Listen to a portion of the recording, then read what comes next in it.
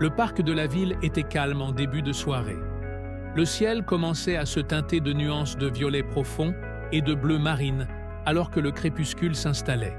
Le léger bruit des enfants qui jouaient résonnait depuis une aire de jeu voisine et des familles se promenaient tranquillement sous la lumière des réverbères.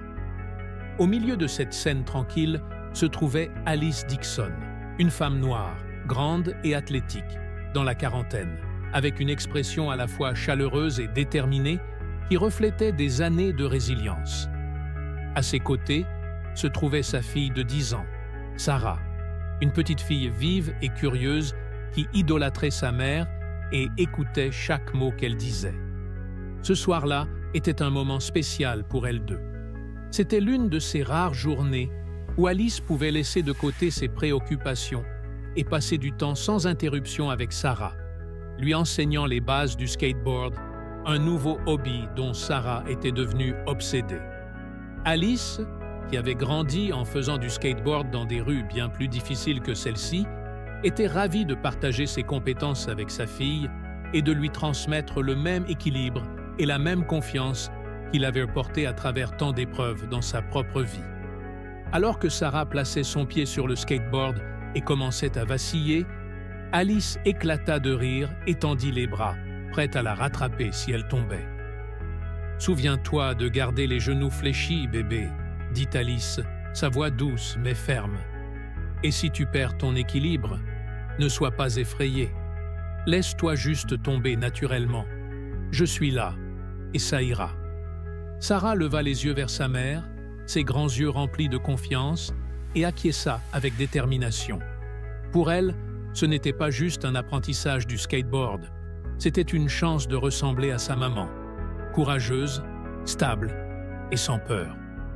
Alice, tout en se concentrant sur sa fille, restait alerte. Ses instincts, affinés au fil des années passées à faire face à des situations difficiles, lui disaient qu'il fallait rester vigilante. Sa vie n'avait pas été facile. Élevée dans un quartier difficile, elle avait dû faire face à d'innombrables défis. Elle avait appris à se défendre, tant physiquement qu'émotionnellement. Elle était une combattante par nature, bien qu'elle ne montre jamais vraiment ce côté d'elle-même en public.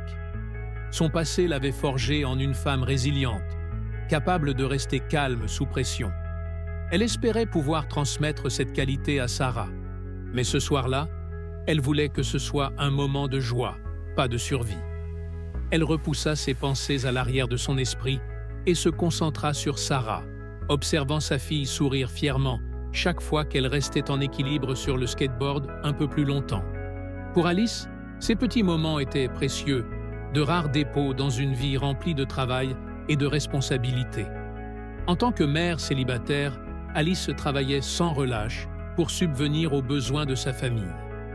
Ces instants passés avec sa fille étaient sa récompense, une chance de vivre pleinement le moment présent et de se connecter avec Sarah d'une manière plus profonde que les mots ne pouvaient exprimer.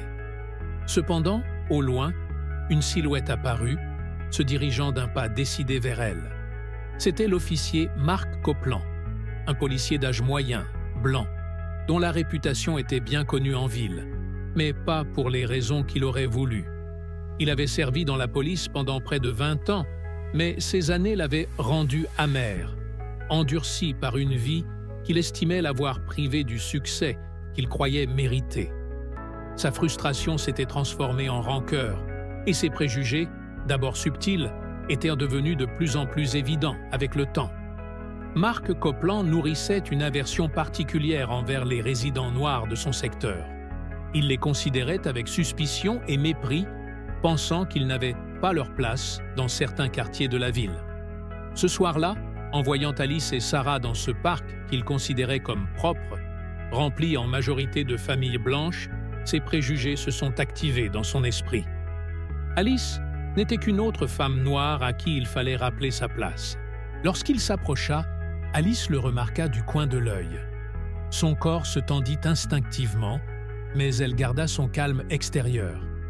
Elle ne voulait pas alarmer Sarah, qui était encore sur son skateboard, occupée à trouver son équilibre et totalement inconsciente de l'arrivée de l'officier. Alice avait déjà rencontré des policiers comme Copeland, des hommes qui voyaient sa couleur de peau comme une menace, qui la jugeaient sans la connaître. Elle avait appris à gérer ses rencontres avec retenue, refusant de leur donner la satisfaction de montrer une quelconque réaction. Mais ce soir-là, quelque chose lui disait que cette rencontre pourrait être différente. Copeland s'arrêta à quelques pas d'elle, son attitude agressive, les yeux froids. Il fixa Alice et Sarah d'un regard presque méprisant, comme si leur simple présence dans le parc était un affront. « Vous n'avez pas votre place ici », lança-t-il, sa voix suffisamment forte pour que Sarah, qui commençait à se stabiliser sur son skateboard, se retourne, l'air confus. Alice prit une profonde inspiration, réprimant la colère qui montait en elle. Elle s'avança légèrement, se plaçant devant Sarah pour la protéger de son corps. Elle n'avait aucune intention de laisser cet homme intimider ni elle ni sa fille, surtout pas lors de cette soirée censée être dédiée à leur bonheur. « Nous profitons simplement du parc, officier, » dit-elle calmement, sa voix ferme. « C'est un bien public, et nous avons tous le droit d'y être. » Les yeux de l'officier se plissèrent, et il s'approcha encore, envahissant son espace personnel. « Tu crois que tu peux faire ce que tu veux, hein ?» dit-il, son ton empli de mépris. « J'ai déjà vu des gens comme toi venir ici foutre le bordel, croyant qu'ils appartiennent à cet endroit. » Il ne jeta qu'un regard distrait à Sarah, qui, instinctivement, s'était rapprochée de sa mère, attrapant son bras. La petite fille ressentait déjà la tension, bien qu'elle ne comprenne pas pleinement ce qui se passait. Alice serra les mâchoires, les poings se contractant à ses côtés, mais elle s'efforça de garder son calme pour Sarah. Elle le fixa droit dans les yeux. « Je ne sais pas ce que vous croyez qu'on fait ici, mais on ne cause aucun trouble. Ma fille apprend juste à faire du skateboard, c'est tout. » Copeland éclata de rire, un rire moqueur et dur. « Je parie que tu lui apprends à enfreindre les règles dès le départ. Les commencer jeunes, comme tous les autres. » Ses paroles étaient acérées, chaque mot une provocation délibérée. Il poussait Alice, cherchant à la briser, à la faire réagir. Alice sentit sa colère monter, mais elle se rappela que réagir ne ferait qu'aggraver la situation. Elle savait que des hommes comme lui se nourrissaient de ce genre de soumission. Mais elle ne lui donnerait pas cette satisfaction. Cependant, alors qu'Alice restait silencieuse et campait sur ses positions, l'attitude de Copeland sembla changer. Il ne savait pas comment gérer cette femme, cette noire qui ne se laissait pas faire, qui ne baissait pas les yeux. Il s'avança encore d'un pas, la dominant de sa taille, et un rictus défigura son visage. « Peut-être que je devrais t'apprendre le respect, » grogna-t-il, avant de faire l'impensable. Dans un geste soudain et totalement injustifié, il leva la main et gifla Alice violemment sur la joue. Le choc du coup fit vaciller Alice en arrière et la douleur aiguë se répandit sur sa joue. Un instant, le monde sembla s'arrêter.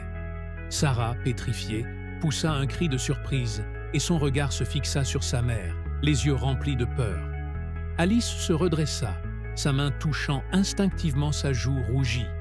La douleur brûlait sous sa peau, mais ce qui la fit souffrir davantage, c'était l'humiliation, l'injustice de ce geste brutal. Elle leva les yeux vers Copeland, et dans ce regard, quelque chose changea en elle. Ce n'était plus seulement pour elle qu'elle devait lutter, mais pour Sarah. Parce que cette scène n'était pas seulement une gifle sur son visage, c'était un affront à sa dignité, à leur dignité. Elle inspira profondément, se ressaisissant. Alice n'allait pas se laisser dominer par la peur, pas cette fois. Elle fixa l'officier dans les yeux, une détermination froide se faisant sentir dans son regard. « Tu n'avais aucun droit de me toucher », dit-elle d'une voix basse mais ferme. Copeland, rouge de colère, ricana. « Tu te crois brave, hein? Tu crois que je ne vais pas te remettre à ta place? Laisse-moi te rappeler que c'est moi qui contrôle la situation ici. Je pourrais t'arrêter immédiatement si je le voulais. »« Vous êtes tous des témoins inutiles !» cracha-t-il. « Vous n'avez aucune idée de ce que ça représente, de protéger ce quartier. » Un homme plus âgé, appuyé sur une canne, intervint à son tour. « Protéger? Ce n'est pas ce qu'on voit ici, officier. Ce qu'on voit, c'est de l'intimidation gratuite. Copeland était à bout de nerfs. Mais avant qu'il ne puisse répliquer, une voix calme, mais chargée d'autorité, s'éleva derrière lui. « Que se passe-t-il ici » Tous les regards se tournèrent. Un homme en uniforme, plus âgé et visiblement respecté, s'approchait lentement. Ses galons indiquaient un grade supérieur à celui de Copeland, et sa posture dégageait une certaine gravité. Il s'arrêta juste à côté de Copeland, observant la scène avec une curiosité froide. « Sergent Lawson !» s'exclama Copeland, pris au dépourvu. Je gérais une perturbation. Le sergent Lawson jeta un regard circulaire, prenant note de la foule, des téléphones braqués et du visage déterminé d'Alice. Il fixa alors Copeland d'un air sévère. « Une perturbation ? Cela ressemble davantage à un abus de pouvoir, officier. » Copeland ouvrit la bouche pour se défendre, mais Lawson leva une main pour l'interrompre. « Assez. Je veux entendre ce que cette femme a à dire. » Alice se redressa, inspirant profondément. Malgré le poids de la confrontation, elle sentit une lueur d'espoir. Elle parla avec calme, expliquant ce qui s'était passé depuis le début. Lawson l'écouta attentivement, son visage impassible, mais ses yeux laissant transparaître une réflexion intense. Après un long silence, il tourna son regard vers Copeland. « Officier, vos actions sont non seulement inacceptables, mais elles ternissent également l'image de tout notre service. Vous êtes relevé de vos fonctions pour ce soir. Quittez les lieux immédiatement. » Les murmures dans la foule se transformèrent en murmures d'approbation, tandis que Copeland, rouge de colère et d'humiliation, serra les dents. « Vous faites une erreur, sergent. »« C'est vous qui l'avez faite, Copeland, » répliqua Lawson. « Maintenant partez, avant que je ne sois obligé de prendre d'autres mesures. » Copeland, bien que furieux, comprit qu'il n'avait pas d'autre choix. Il jeta un dernier regard noir à Alice avant de tourner les talons et de s'éloigner, suivi à contre-cœur par ses collègues. Une fois Copeland hors de vue, le sergent Lawson se tourna vers Alice. « Je suis désolé pour ce que vous avez dû endurer. Sachez que cela ne restera pas sans suite. » Alice hocha la tête, sa main toujours protectrice sur l'épaule de Sarah. « Merci, » répondit-elle. « Ce n'est pas seulement pour moi, c'est pour toutes les personnes comme moi qui méritent mieux. » Lawson hocha la tête en signe de compréhension. Puis, il s'adressa à la foule. « Merci à tous d'être restés calmes. Votre présence a permis de faire la lumière sur cette situation. » Alors que le sergent s'éloignait, les applaudissements éclatèrent dans le parc. Alice sentit une vague de soulagement l'envahir. Elle se tourna vers Sarah, qui la regardait avec des yeux brillants d'admiration. « Maman, tu es tellement courageuse !» murmura Sarah. Alice sourit, caressant doucement la joue de sa fille. « Et toi, tu es ma force, ma chérie. C'est pour toi que je fais tout ça. » En quittant le parc main dans la main avec Sarah, Alice sentit quelque chose de nouveau naître en elle. L'espoir. L'espoir qu'un jour, des confrontations comme celle-ci ne soient plus nécessaires. Mais surtout, la certitude qu'elle ne se tairait jamais face à l'injustice.